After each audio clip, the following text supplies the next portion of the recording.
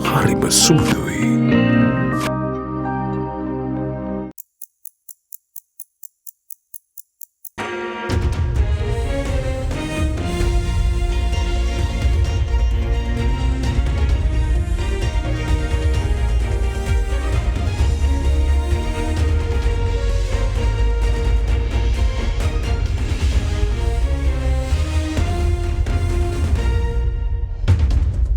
Tonight on First at 9 this Friday the 1st of March 2024.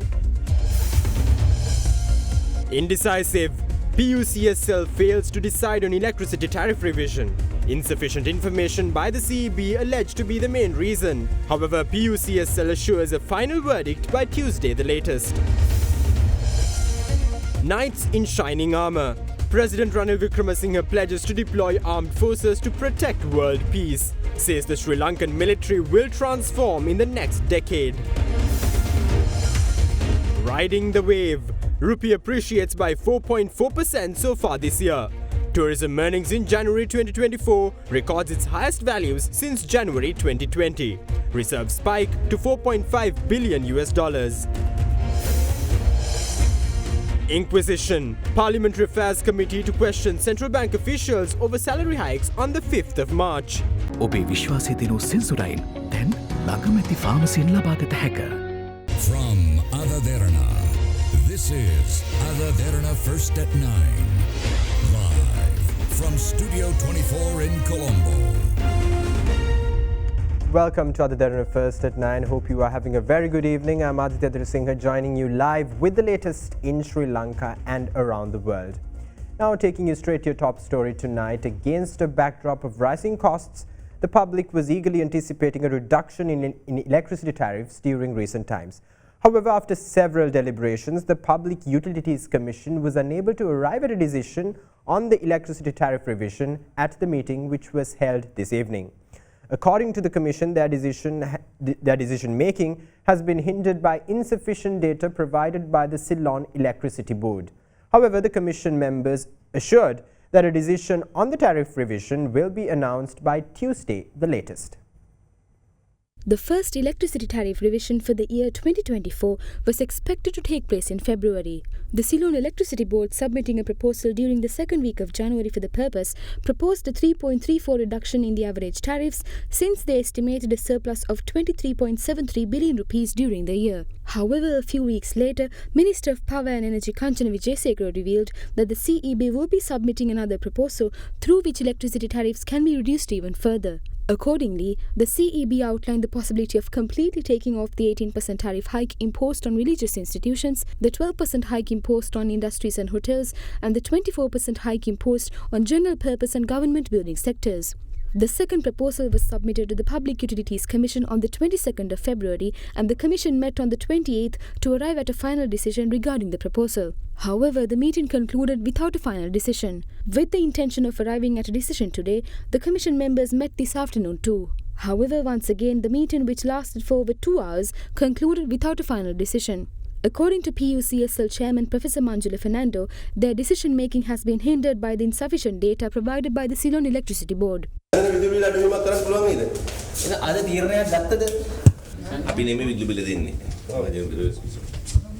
දැනට වෙලා තියෙන තව දත්ත කීපයක් මදිපාඩුවක් තිබුණා.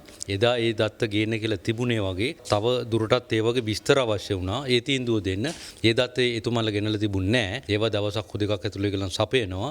ඒ සැපුවෙන් පස්සේ අපි පර්සන්ටේජස් පිළිබඳව තීන්දුව දෙන්න පුළුවන් වෙනවා. දැන් වැඩි කරනකොට නම් ටක් ගාලා වැඩි කරනවා. අඩු කරනකොට මෙච්චර ප්‍රමාදයයි කියලා ජනතාවට ඒක හරියට අධ්‍යයනය කරලා දෙන්න ඕනේ. ඒකට කාලය අවශ්‍ය වෙනවා. වීකෙන්ඩ් එක නෙන්නේ. හෙට අනිද්දා ඊට පස්සේ අපි අනිවාර්යයෙන්ම තීරණයක් දෙනවා. සමුදායනකට අනිවාර්යෙන් ඒ කියන්නේ අපිට පුළුවන්.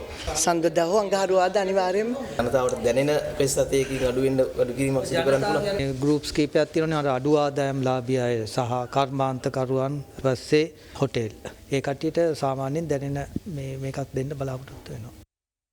While Sri Lanka's troubles with power and energy continues, India signed agreements with Sri Lanka today to build a hybrid renewable energy system on 3 islands in Jaffna. The project, which is expected to be completed by March 2025, will be executed under a full financial grant of $10.9 million extended by the Indian government. The Sri Lankan government signed an agreement with India at the Ministry of Power and Energy today for the development of a hybrid renewable energy system in 3 islands in Jaffna. In an X message, Minister of Power and Energy Kanchana Wijesekara noted that Delft, Anulathivu and Nainathivu islands will receive the hybrid renewable energy system by March 2025, which will be considered under a full financial grant of $10.9 million extended by the Indian government. The minister added that the project, with 530 kilowatts of wind power and 1,700 kilowatts of solar power, 2,400 kilowatts of battery power and a 2,500 kilowatt standby diesel power system, will be constructed on the 3 islands by India's solar engineering, procurement and construction company, U Solar. Meanwhile, Sri Lanka's first ever semi-transparent solar photovoltaics powered agrivoltaic pilot project, funded by the Asian Development Bank, was commissioned in Hantana in Kandy yesterday. According to the subject minister, the pilot project will assist the Ministry of Plantation Industries, the Ministry of Power and Energy, the Ceylon Electricity Board, the Tea Smallholders Development Authority and the Sustainable Energy Authority in studying the development of renewable energy in tea plantations in the country. Now, as Sri Lanka marches on along the path of economic recovery aided by the International Monetary Fund, of course, the government has released an action plan prepared based on the governance diagnostic assessment furnished by the International Monetary Fund. The action plan establishes timelines, names and key institutions responsible for the implementation of the reform measures.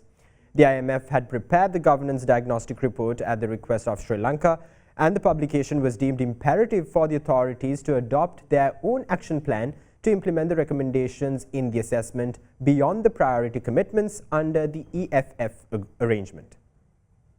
The Finance Ministry yesterday unveiled the government's action plan prepared based on the governance diagnostic assessment furnished by the International Monetary Fund. In an X message, State Minister of Finance outlines that the action plan further demonstrates the government's commitment to building a sustainable economy and good governance in the country.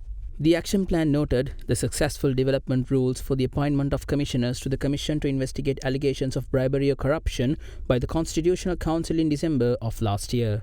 The rules are expected to establish an open and transparent process to ensure selected candidates meet the highest levels of professionalism, ethical conduct and integrity. The government also plans to publish asset declarations for senior officials, including the President, Prime Minister and Cabinet Ministers, on a designated website in line with the anti-corruption law. The Commission to investigate allegations of bribery or corruption is expected to publish the declarations by June next year. According to the action plan, the government expects to enact proceeds of crime legislation which fully aligns with the United Nations Convention Against Corruption and Financial Action Task Force standards by April of this year. The Ministry of Justice was named as the institution responsible for the task. Meanwhile, the Ministry of Finance will be responsible for the enactment of a public procurement law that reflects international good practice by December 2024. The Ministry of Finance is also tasked with the implementation of the SOE reform policy and ensuring that the holding company and the advisory committee are comprised of skilled, independent and staff. The task is expected to be concluded by May this year.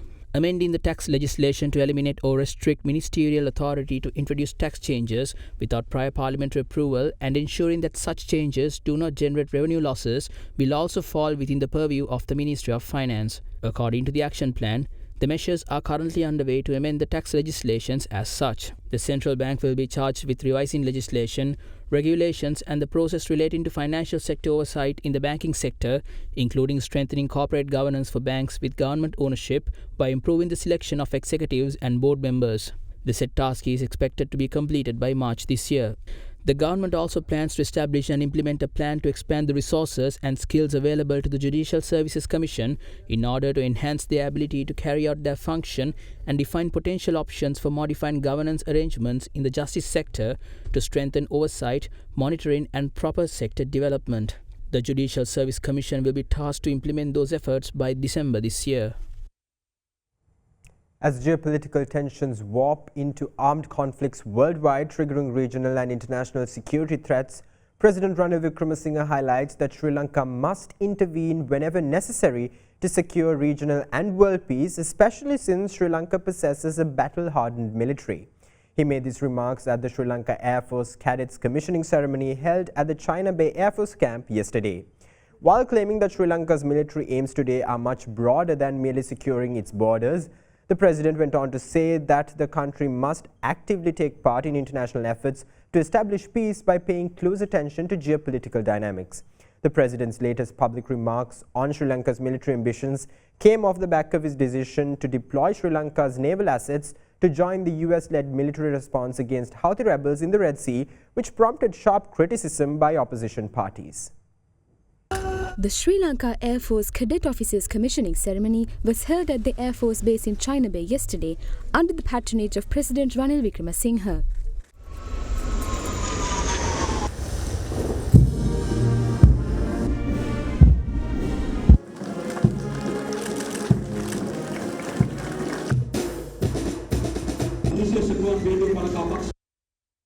පළමුවෙන්ම ඔබ ව්‍යවස්ථාව ආරක්ෂාවට කැපී සිටිනවා. ඒක කිසි විටක අමතක කරන්න එපා. මේ ජනරජයේ ස්ථාවරභාවය ආරක්ෂාව තිබෙන්නේ ඔබේ ඒ යුතුයකම් ඉෂ්ට කරනකොට.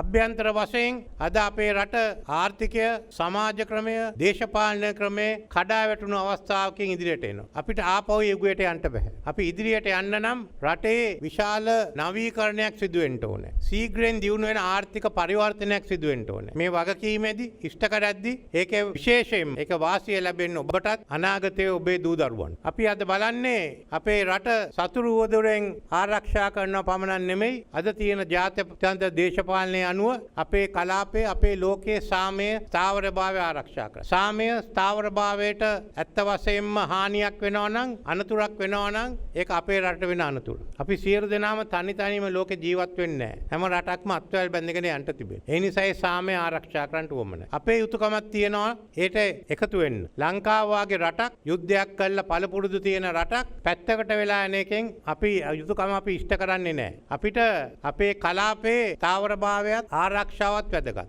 ලෝකේ සාමයත් අපිට වැදගත්.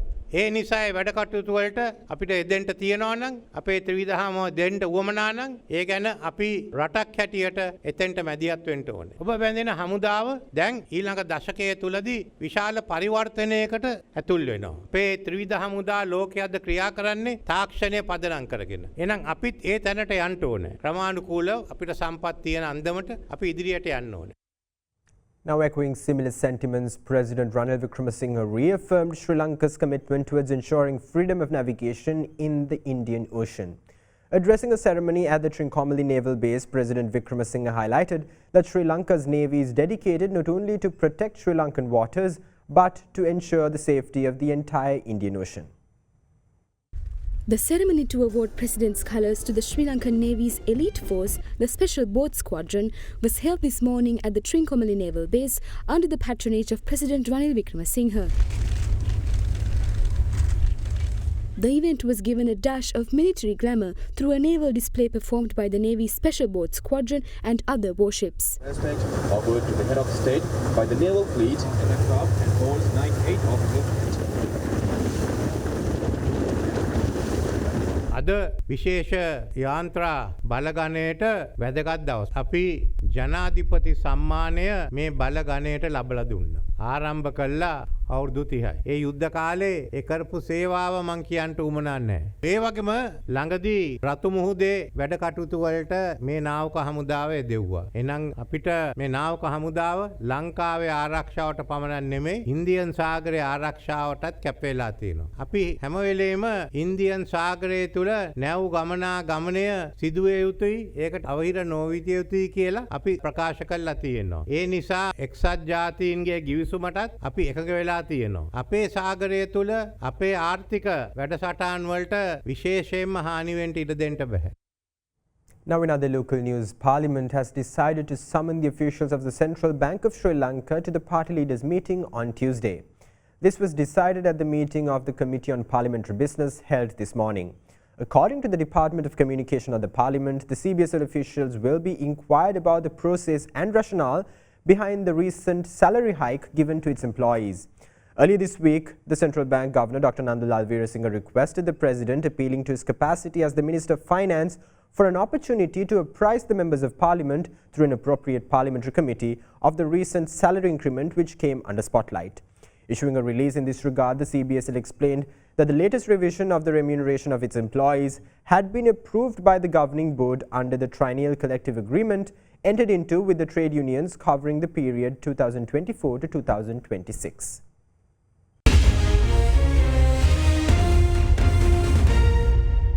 Welcome back now, taking you to some weather developments. Sri Lankans living in several areas across the island experienced severe heat throughout the day today.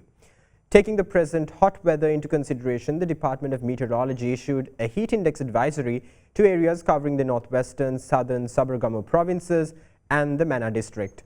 The Met Department noted that the temperature felt on the human body is expected to increase up to caution level in the said regions during the course of tomorrow. Caution level indicates temperatures ranging from 39 degrees Celsius to 45 degrees Celsius, and the Met Department states that the prolonged exposure to heat might lead to fatigue and heat cramps.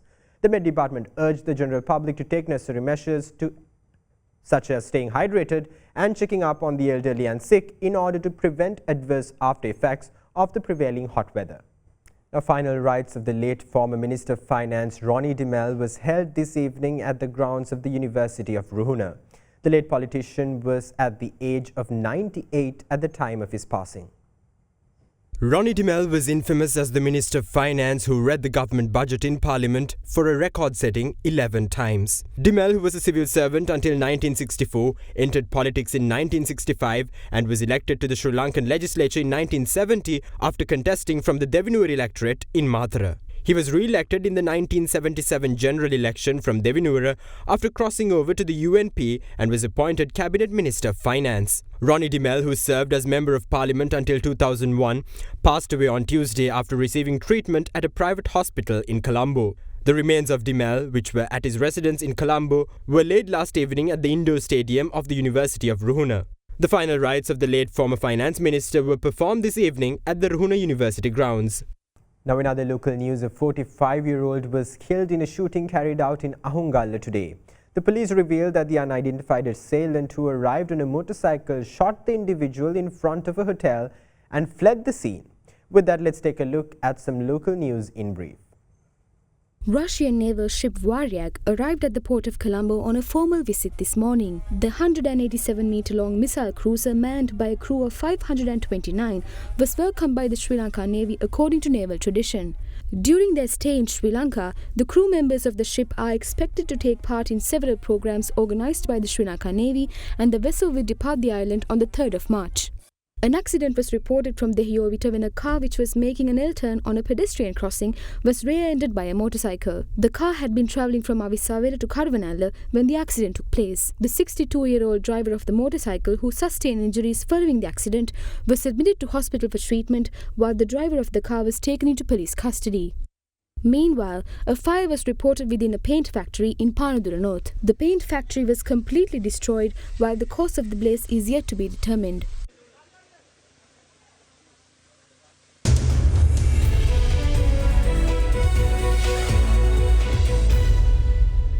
Now, in recent times, all Sri Lankans experienced firsthand the catastrophic implications of the lack of foreign reserves in the country's coffers.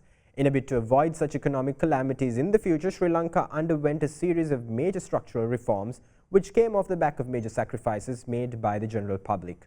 Reaping the rewards of those sacrifices and reforms, the central bank revealed yesterday that Sri Lanka's gross official reserves increased to $4.5 billion by the end of January this year. Making that revelation through the External Sector Performance Report for January 2024, the country's top monetary authority also revealed that the rupee appreciated by 4.4% against the US dollar during the year up to yesterday. Meanwhile, the figures of tourism have also seen a significant improvement, with the January 2024 figures marking the highest since January 2020. The Central Bank of Sri Lanka reports that the deficit in the country's merchandise trade account widened to $541 million in January 2024 from $445 million in the corresponding period of the previous year. The deficit saw a notable widening mainly due to the increase in imports. This observation and several other key macroeconomic facts and figures were released by Sri Lanka's top financial regulator through its External Sector Performance Report for January 2024. On the same report, the central bank outlines that earnings from merchandise exports recorded a marginal decline of 0.8% to $971 million in January 2024 compared to $978 million in January 2023. A decline in earnings was observed in industrial exports and mineral exports, while agricultural exports increased in January 2024. Meanwhile, expenditure on merchandise imports increased by 6.2% to $1.512 billion in January 2024 compared to $1.423 billion in January 2023. The increase in expenditure on consumer goods and investment goods, partly driven by relaxation of import restrictions, contributed to that increase.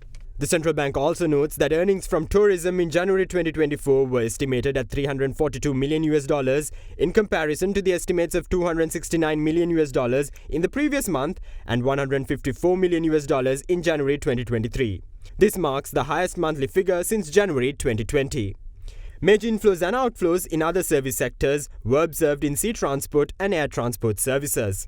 Other significant developments in the external current account noted by the central bank included the increase of workers' remittances to $488 million in January 2024 compared to $437 million in January 2023. However, the remittances in January 2024 were significantly lower than that of December last year when $570 million were reported. Gross official reserves continue to improve to $4.5 billion by the end of January this year. This included the swap facility from the People's Bank of China, equivalent to around $1.4 billion, which is subject to conditions on usability. The increase in the gross official reserves was mainly due to the substantial net purchases of foreign exchange from the domestic market by the central bank. Overall, the central bank purchased $245 million on net basis during the month of January this year. The central bank also observed the continued perseverance of the rupee into 2024, observed since the latter part of December 2023. The Sri Lankan rupee appreciated by 4.4% against the US dollar during the year up to the 29th of February 2024.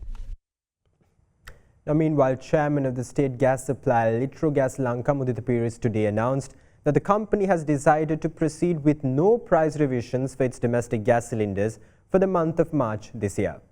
The company did not revise its prices during February, stating that the decision was taken considering the financial difficulties faced by the general public. Therefore, proceeding with the prices set in January 2024, a 12.5 kilogram cylinder is currently priced at 4,250 rupees, while a 5 kilogram cylinder is priced at 1,707 rupees.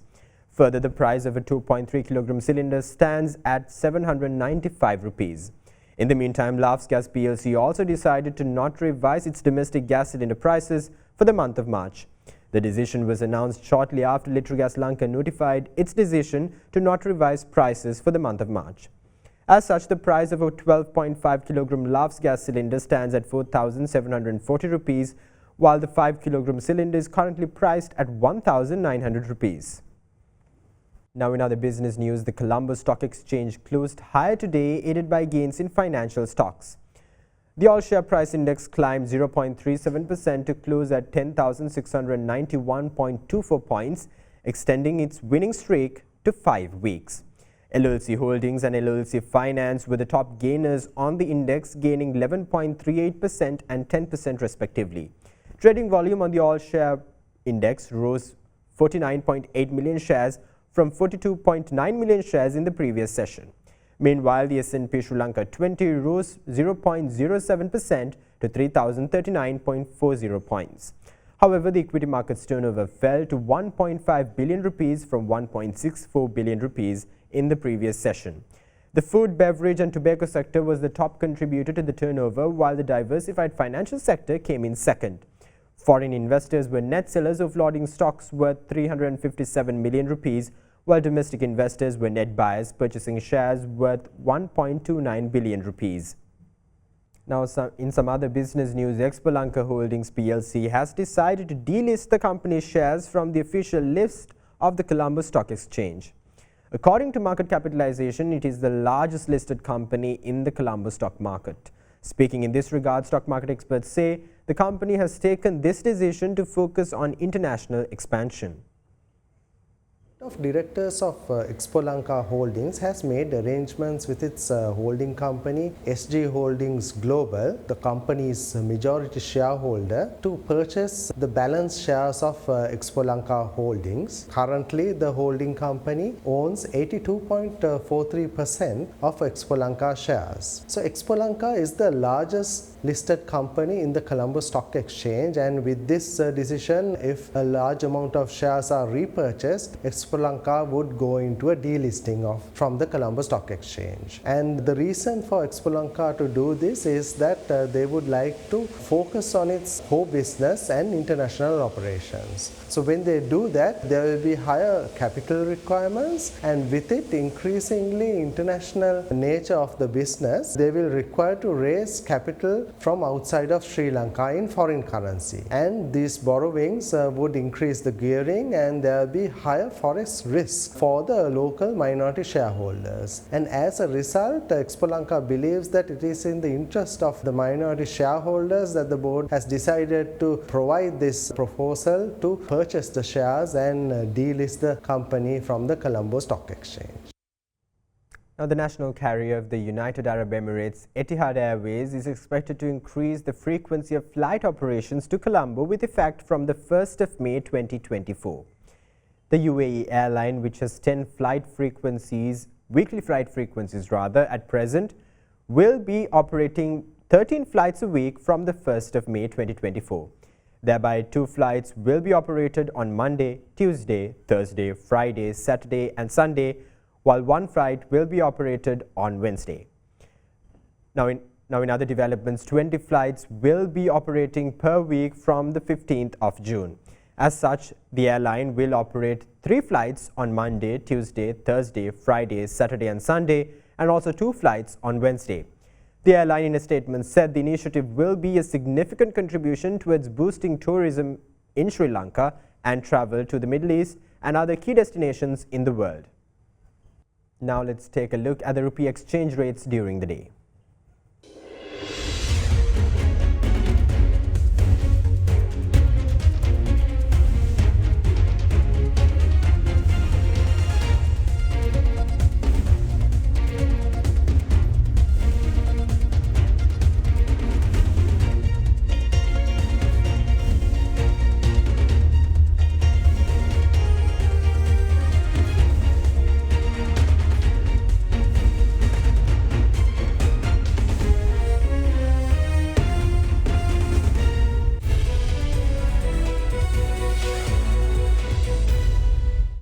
Now, as March Madness spreads, Dialog Asiata proudly announced that the entity sponsored 7 cricket encounters this big match season.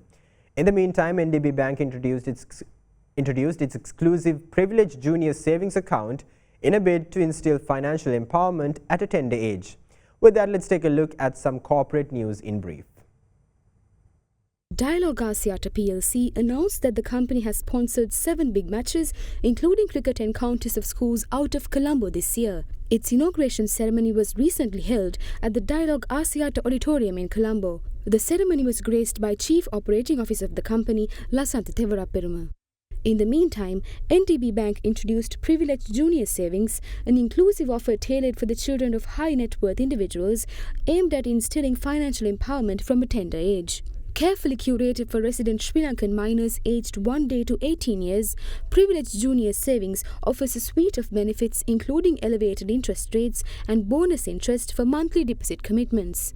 To ensure responsible spending and parental oversight, NDB robust controls allowing parents to seamlessly view balances and statements. Meanwhile, Sanasa Life Insurance partnered with Sri Lanka Air Force rugby team for the 2024 season, marking its 2nd consecutive collaboration with the SLAF rugby team. The company stated that it is committed to support the Sri Lanka Air Force rugby players, their sporting spirit, as well as their well-being both on and off the field.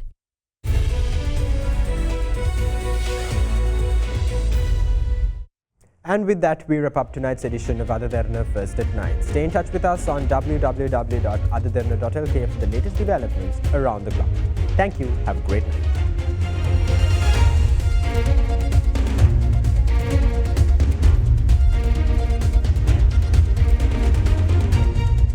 For news news and information you can trust 24 hours a day. Visit adaderana.lk.